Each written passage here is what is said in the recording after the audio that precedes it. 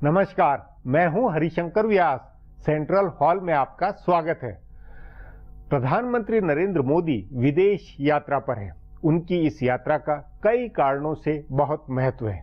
अपने कार्यकाल के तीसरे वर्ष के प्रारंभ में 5 देशों की यात्रा का अर्थ है कि अंतर्राष्ट्रीय कूटनीति पर उनका फोकस पहले जैसा है। मई के आखिर में वे ईरान गए। फिलहाल वे अफगानिस्तान, कतार, स्विट्जरलैंड, अमेरिका और मेक्सिको की यात्रा पर हैं। ईरान और कतार की यात्रा से आर्थिक और सामरिक हितों के मसले सधे। अमेरिका में वे राष्ट्रपति ओबामा से बात करेंगे तो अमेरिकी संसद को संबोधित भी करेंगे। प्रधानमंत्री नरेंद्र मोदी की यह चौथी अमेरिका यात्रा है। जाहिर है भारत और अमेरिका में बहुत पटने लगी है। यूं राष्ट्रपति ओबामा का कार्यकाल खत्म होने वाला है, पर ओबामा प्रशासन के साथ मोदी सरकार की जो केमिस्ट्री बनी है उसमें निरंतरता रहेगी। पाकिस्तान, चीन और एशिया प्रशांत क्षेत्र के मामलों में अमेरिका और भारत में खासी साझेदारी बनी है। सैनिक सामरिक सहयोग के करार के बाद दोनों देशों में आगे और सहयोग बढ़ेगा। एक मायने में अमेरिका और पश्चिमी देशों से भारत की राजनीतिक समझ बन गई है। रिश्तों में विश्वास और गर्मजोशी आ गई है। मगर प्रधानमंत्री मोदी के लिए इससे बड़ी जरूरत निवेश की है। पिछले 2 वर्ष में उन्होंने और उनकी सरकार ने दुनिया भर में भारत में निवेश के लिए लॉबिंग की। वे हर अमेरिका यात्रा में वहां की महाबली कंपनियों के सीईओ से मिलते। इस दफा भी वे अमेरिकी कंपनियों को न्योता देंगे। दोहा से लेकर अमेरिका, मेक्सिको, स्विट्जरलैंड सभी में निवेश का न्योता मुख्य मकसद है। पिछले दिनों वित्त मंत्री अरुण जेटली कई दिन जापान में रहे। उन्होंने भी जापानी पूंजी को भारत लिवा लाने के लिए बहुत कुछ किया। इसलिए प्रधानमंत्री की इस विदेश यात्रा का अहम सवाल है कि विदेशी कंपनियों को भारत की तरफ खींचने का मामला कितना आगे बढ़ा है। भारत की आर्थिक कूटनीति नतीजों के मामलों में कितनी सफल है, आज इस पर चर्चा है। मगर उससे पहले गपशप और खास सुर्खियां हैं। शुरुआत सियासी गपशप से करते हैं।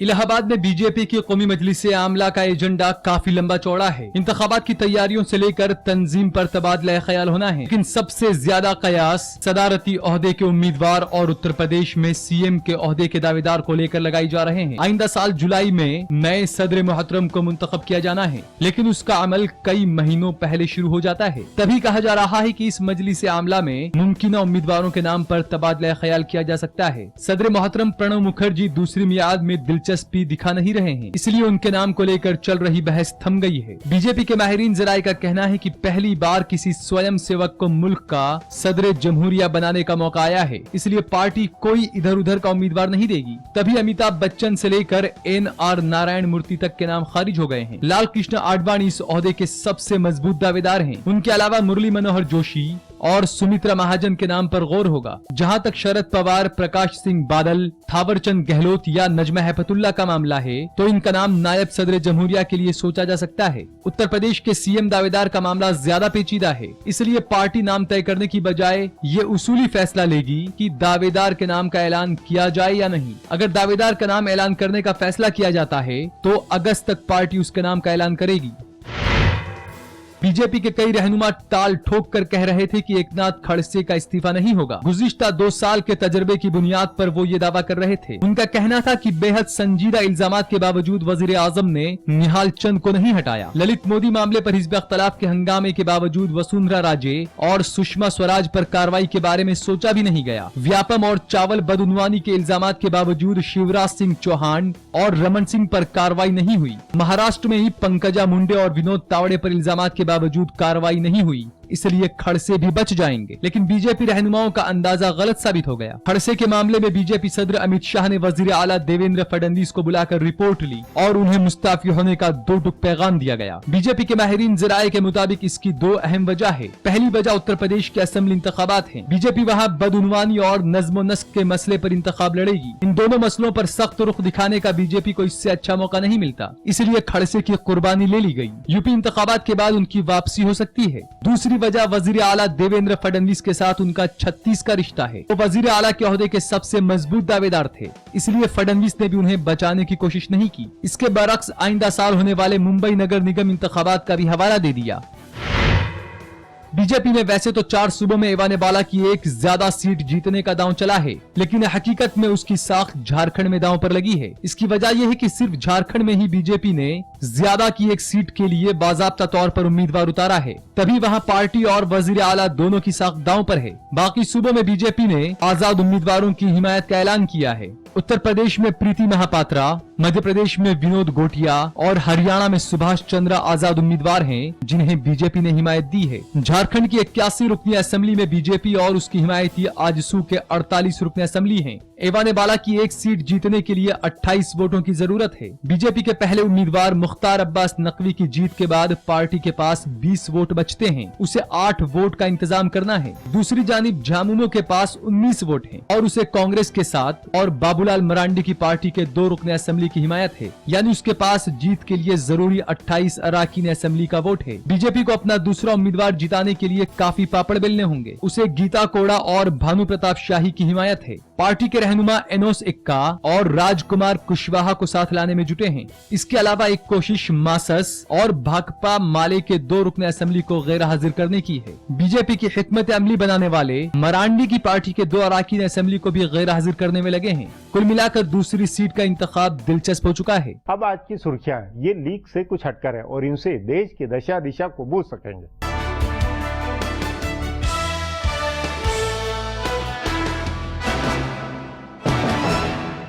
स्विट्जरलैंड ने एनएसजी में हिंदुस्तान के दाखिल होने की हिमायत की है। वजीर आजम नरेंद्र मोदी ने इससे पहले आज स्विट्जरलैंड के सदर जमहूरिया जोहान्स नीडर अम्मान से मुलाकात की। मोदी और अम्मान की मुलाकात में दोनों ममालिक के तमाम 2 रुखी मामलों पर तबादला ख्याल किया गया। अम्मान ने जब एनएसजी में हिंदुस्तान के दाखिल होने की हिमायत की तो वजीर आजम मोदी ने हिमायत देने के लिए उनका शुक्रिया अदा किया। मुलाकात के बाद मुश्तरका प्रेस कॉन्फ्रेंस में वजीर आजम मोदी ने कहा कि ब्लैक मनी और टैक्स चोरी के मामले का हल निकालना दोनों ममालिक की अव्वलियत है। उन्होंने कहा कि कानून की खिलाफ वर्जी करने वालों को कटघरे में लाने के लिए दोनों ममालिक ने एक दूसरे को इत्तलात देने के बारे में बात की है। वजीर आजम 5 ममालिक के गैर मुल्की दौरे के तीसरे मरहले में कल रात स्विट्जरलैंड पहुंचे थे। इससे पहले उन्होंने अफगानिस्तान और कतर का दौरा किया था। चौथे मरहले में वजीर आजम का अमरीका दौरा होना है, जहां वो अमेरिकी सदर बराक ओबामा के साथ 2 रुखी मुज़ाकरात करेंगे और अमेरिकी कांग्रेस के मुश्तरका इजलास को खिताब करेंगे।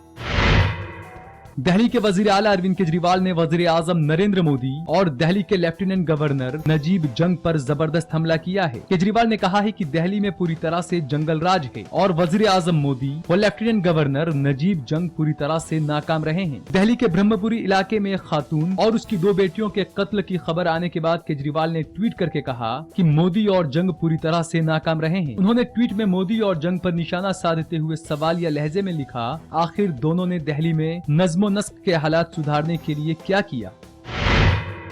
साबिक मरकजी वजीर वी नारायणसामी ने आज पुडुचेरी के वजीर आला के तौर पर कामकाज संभाल लिया। उन्होंने आज वजीर आला के ओहदे का हलफ लिया। इससे पहले गुज़िश्ता हफ्ते बड़ी जद्दोजहद के बाद उनको लेजिस्लेचर पार्टी के रहनुमा के तौर पर मुंतखब किया गया था। उनको रहनुमा मुंतखब किए जाने के बाद सूबाई सदर के हामियों ने जोरदार हंगामा किया था। बहरहाल नारायणसामी इस वक्त रुकन पार्लियामेंट हैं और उनको आइंदा 6 महीने में असेंबली का इंतखाब लड़कर रुकन असेंबली बनना होगा। वो मरकज की यूपीए की दोनों हुकूमतों में वजीर रहे थे। आर्ट ऑफ लिविंग ने आखिरकार एनजीटी का हुक्म मानते हुए 4.25 करोड़ रुपए का जुर्माना डीडीए के पास जमा करा दिया। इससे पहले एनजीटी ने आर्ट ऑफ लिविंग को जुर्माना भरने के लिए 1 हफ्ते का वक्त दिया था। अब श्री रविशंकर ने कहा था कि उन्होंने माहौलियात को कोई नुकसान नहीं पहुंचाया था और इसलिए जुर्माना नहीं भरेंगे और सच की लड़ाई लड़ेंगे। गौरतलब है कि जमुना के किनारे 11 से 13 मार्च को हुए आलमी सकाफती प्रोग्राम के इनकाद को लेकर एनजीटी ने श्री रविशंकर के इदारे पर 5 करोड़ रुपए का जुर्माना लगाया था। इसमें से तंजीम ने 25 लाख रुपए पहले जमा करा दिए थे, बाकी रकम 3 हफ्ते में जमा करानी थी। लेकिन प्रोग्राम खत्म होने के बाद तंजीम ने कहा कि वो बाकी रकम बैंक गारंटी के तौर पर जमा करेगी। इसे एनजीटी ने खारिज कर दिया था और 1 हफ्ते में पैसा जमा कराने को कहा था। फिलहाल अब एक ब्रेक है, फिर खुलासा होगा।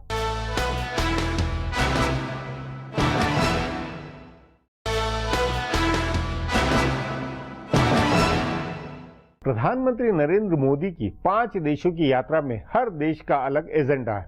ईरान के बाद कतार की यात्रा से खाड़ी अरब क्षेत्र में भारत के हितों में मजबूती निश्चित ही आनी है। पेट्रोलियम पदार्थों और गैस आयात के मामले में भारत की व्यवस्थाएं मजबूत हुई है।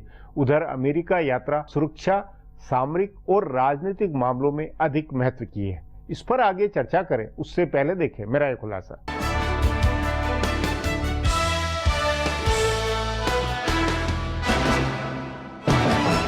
वजीर आजम नरेंद्र मोदी अपनी हुकूमत के 2 साल पूरे करने के जश्न के बीच 5 ममालिक के दौरे पर हैं। वैसे तो अपने हर गैर मुल्की दौरे में वो गैर मुल्की सरमायाकारी को लुभाने की कोशिश करते हैं, हर मुल्क के कारोबारियों से मिलते हैं और उन्हें हिंदुस्तान आने की दावत देते हैं। वजीर आजम उन्हें उसूल और कवानीन को लचीला बनाने का यकीन दिलाते हैं। इस बार भी उन्होंने कतर में वहाँ के कारोबारियों के साथ 1 घंटा बिताया और उन्हें कहा कि उनकी हुकूमत ने कारोबार करना आसान बना दिया है। स्विट्जरलैंड के दौरे में उनका फोकस ब्लैक मनी को रोकने पर रहा। जाहिर सफारतकारी के जरिए इक्तसादियात का एजेंडा जोड़ने की मोदी की कोशिश है, लेकिन साथ ही इस दौरे में वो स्ट्रेटेजिक एजेंडे पर भी काम कर रहे हैं। लेकिन इस दौरे की खास बात यह है कि इसमें कई स्ट्रेटेजिक पहल हुई है। अफगानिस्तान के मगरिब में ईरान से सटी सरहद पर हेरात में हिंदुस्तान की मदद से एक डैम बना है, जिसका इफ्तिताह वजीर आजम मोदी ने किया। अफगानिस्तान में हिंदुस्तान की ऐसी मजबूत मौजूदगी का बड़ा स्ट्रेटेजिक मतलब है। पाकिस्तान और चीन दोनों के लिए ये एक पैगाम है। इससे पहले वजीर आजम ने ईरान के साथ चाबहार पोर्ट का मुआहदा किया था। ईरान और सऊदी अरब के बाद वो कतर गए। वहाँ के अमीर के साथ दहशतगर्दी के मसले पर मुश्तरका लड़ाई और इत्तलात के लेन देन को लेकर मुआहदा हुआ।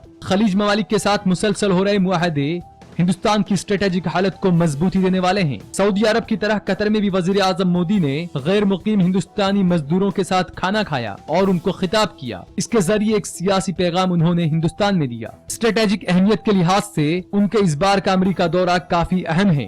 हिंदुस्तान 2 आलमी फोरम में शामिल होने की कोशिश कर रहा है। उसे NSG में शामिल होना है और साथ ही MTCR का भी हिस्सा बनना है। दोनों फोरम ऐसे हैं जहां आम राय से ही दाखिल हुआ जा सकता है।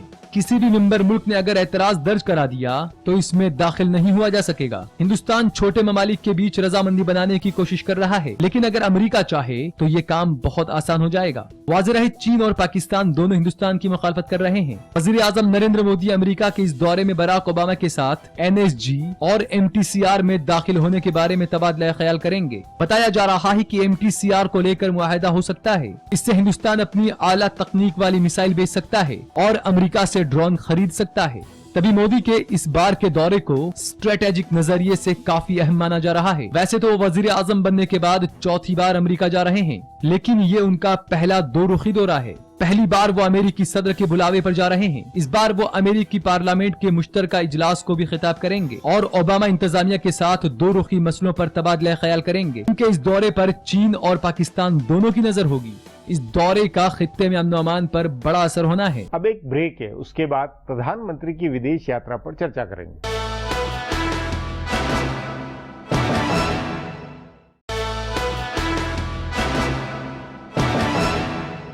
अमेरिका में भारत की लॉबी दिनों दिन मजबूत हुई है। इसका एक प्रमाण अमेरिकी संसद में प्रधानमंत्री का होने वाला भाषण है। 2016 के वे पहले विदेशी भाषणकर्ता होंगे। राष्ट्रपति ओबामा पूरे मान सम्मान के साथ प्रधानमंत्री की आवभगत करेंगे। पाकिस्तान में इस बात को गंभीरता से लिया जाएगा। इस पर चर्चा के लिए आज मेरे साथ वरिष्ठ पत्रकार संजीव श्रीवास्तव है। संजीव जी, प्रधानमंत्री नरेंद्र मोदी 5 देशों की विदेश यात्रा पर है। आपके अनुसार इस यात्रा में सबसे महत्वपूर्ण पड़ाव कौन सा है? देखिए, सबसे महत्वपूर्ण की बजाय अगर आप अनुमति दें तो मैं 2, वैसे सभी महत्वपूर्ण है, लेकिन अफगानिस्तान और अमेरिका दोनों ए से शुरू होने वाले, क्योंकि उसकी वजह भी है, एक दूसरे से जुड़े हुए भी हैं दोनों डेस्टिनेशंस। लेकिन अफगानिस्तान चूंकि हमारे बिल्कुल बैकयार्ड में है, हमारे क्षेत्र में, रीजन में, उसकी बहुत स्ट्रेटेजिक इंपॉर्टेंस है, बहुत स्टेक्स हाई हैं। उसमें पाकिस्तान का भी एंगल है, चाइना का भी, ईरान का भी। तो अफगानिस्तान की यात्रा को मैं बहुत महत्वपूर्ण मानता हूं, क्योंकि अफगानिस्तान हमारे लिए बहुत एक इम्पोर्टेंट रीजन है। अमेरिका ऑफ कोर्स दुनिया की कैपिटल है, सबसे बड़ा देश है, सबसे समृद्ध देश है। हमारे उससे संबंध ज्यादा घनिष्ठ हो रहे हैं, जो टेररिस्ट पे समझौता होने की संभावना है, जिसमें हमारी इंटेलिजेंस एजेंसीज और अमेरिकी खुफिया एजेंसीज आदान प्रदान करेंगी। प्लस लास्ट अपॉर्चुनिटी है ओबामा साहब को गुड बाय कहने की और जाते आते उनसे जो भी और भारत के हित में वो ले सकें। फिर वहां पे एक जॉइंट सेशन को एड्रेस करना अपने आप में एक तारीखी बात होगी। जिस व्यक्ति को वीजा नहीं मिलता था, आज वो अमेरिकी दोनों सेशंस को साथ में एड्रेस करेंगे। तो मतलब आप देखिए ना, नहीं ये आप देखिए दुनिया कहां से कहां पहुंच गई। मतलब ये 2 वर्ष की दुनिया कहां से कहां पहुंच गई। 2 वर्ष के अंदर ये चौथी अमेरिका यात्रा प्रधानमंत्री की है। अपने आप में ये बहुत बड़ी बात है। क्या बिल्कुल कसर भी निकाल रहे हैं। और ये तो खैर ऐसे चुटकी लेने के अंदाज की बात है। असली बात तो ये है कि पिछले 2 साल में अमेरिका और भारत के संबंध एक अलग जोन में गए। मनमोहन सिंह कार्यकाल में भी अमेरिका के हम बहुत नजदीक आए, क्योंकि एक न्यूक्लियर एग्रीमेंट हुआ, एक मनमोहन सिंह जी का सोच था इकोनॉमिक पॉलिसीज का।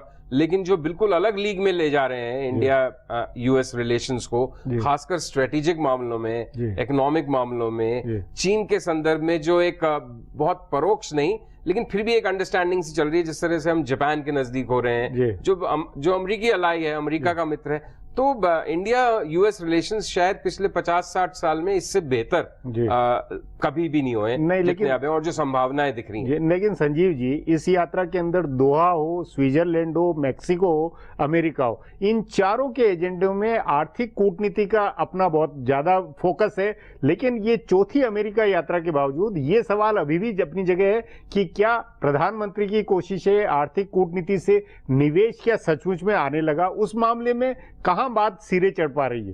देखिए इसमें बातें ये हैं, एक तो आपकी बात से पूर्णतः सहमत हूं कि आर्थिक कूटनीति नरेंद्र मोदी जी के या आर्थिक पॉलिसीज या निवेश का जो एजेंडा है वो उनके हर कदम में रहता है, वो चाहे डोमेस्टिक पॉलिसीज हैं चाहे इंटरनेशनल उनकी विजिट्स हैं। दूसरी बात जो ज्यादा महत्वपूर्ण है, हमें ये याद रखना पड़ेगा कि ये एक जर्नी है कंटिन्यूअस।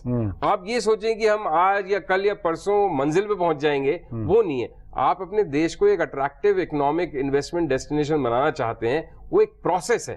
तो ये 2 साल में चौथी यात्रा उस प्रोसेस का एक हिस्सा है कि आप बार बार मिलते हैं। भाई आप बाजार में आज निकल के 10 रुपए के 100 रुपए का सामान भी खरीदेंगे, किसी को देंगे तो 4 बार ठोक बजाएंगे। तो प्रधानमंत्री या कोई भी सरकार का एफर्ट, ऑब्वियसली लोग अपने अगर करोड़ों डॉलर अरबों डॉलर लगाएंगे तो वो उसकी सारी सुनिश्चित होना चाहेंगे, बार बार समझना चाहेंगे। सो एक ये प्रोसेस है, तो मैं तो इसको बहुत अप्रिशिएट करता हूं। नहीं प्रोसेस है, तमाम बातें। लेकिन क्या कि अमेरिका के अंदर जो माहौल, एक बाकी अमेरिका के अंदर चीन की जिस तरह की पकड़ है, लॉबी है, इजराइल की जिस तरह लॉबी है, या पश्चिम यूरोप के देशों का जो महत्व है, क्या सचमुच में भारत उसकी सामरिक और आर्थिक समझ का, राजनीतिक समझ का हिस्सेदार हो गया, साझेदार हो गया, या अभी उसमें कुछ कमी है? भाई चीन की इकोनॉमी 11 ट्रिलियन डॉलर्स की है, हमारी इकोनॉमी 3 ट्रिलियन डॉलर की भी अभी पूरी तरह से नहीं पहुंच रही। तो ऑब्वियसली पैसा वहीं जाता है जहां पहले से पैसा ज्यादा है या पैसा जल्दी बनेगा।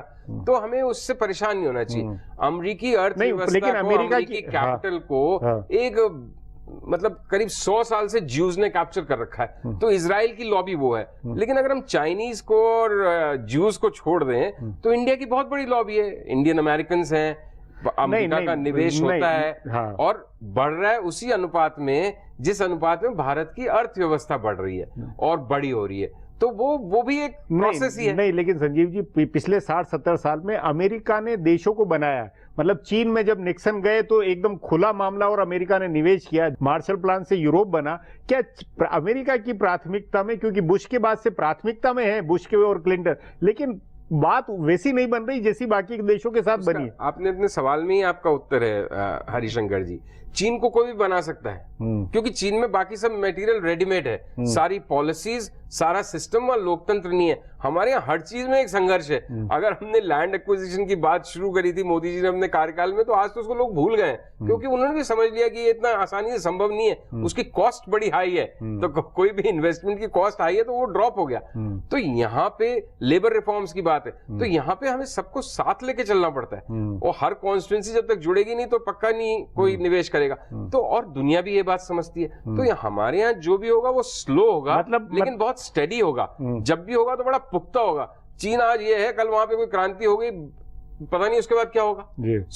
ये तो फर्क रहेगा ही भारत कि आपके अनुसार। और दूसरे देश इतने छोटे हैं, जापान को बनाया सेकेंड वर्ल्ड वॉर के बाद, तो वो तो जो चीज बिल्कुल बिखर गई है उसको तो आप जोड़ ही सकते हो। और फिर ये जापानीज कैरेक्टर है, जापानीज लोगों की इसमें तो आप देखिए ना कि मतलब उन्होंने अपने देश को फिर से खड़ा कर दिया, जर्मनी ने फिर से खड़ा कर दिया। जी नहीं तो संजीव जी, आपके अनुसार दोनों तरफ के रिश्तों के बीच में अभी धैर्य है, एक दूसरे को समझते हुए धैर्य चल रहा है, धैर्य का माहौल है, वो चलेगा? सिर्फ धैर्य का ही नहीं है, मेरे ख्याल से अंडरस्टैंडिंग का माहौल है, समझ भी बन गई, अंडरस्टैंडिंग का भी माहौल है, डेफिनेट इंटरेस्ट भी कन्वर्ज कर रहे हैं, मिल रहे हैं कहीं ना कहीं जाके। लेकिन इंडिया और यूएस दो दुनिया की सबसे बड़ी डेमोक्रेसीज, इंडिया तो सबसे दूसरा बड़ा पॉपुलस नेशन, डेमोक्रेटिक नेशन, इसमें कोई भी आमूलचूल परिवर्तन ओवरनाइट नहीं हो सकता क्योंकि हमारी प्रणाली ऐसी है। जी संजीव जी, बातचीत को यहीं समाप्त करेंगे। प्रोग्राम में आने के लिए बहुत बहुत धन्यवाद। हमारा प्रोग्राम अब यहीं खत्म होता है। आग्रह है प्रोग्राम पर अपनी राय hsvyas@nayaindia.com पर ईमेल करके बताएं या hsvyas@Twitter और Facebook/नया इंडिया न्यूज़पेपर पर जाहिर करें। अब कल फिर मिलेंगे इसी चैनल पर इसी समय।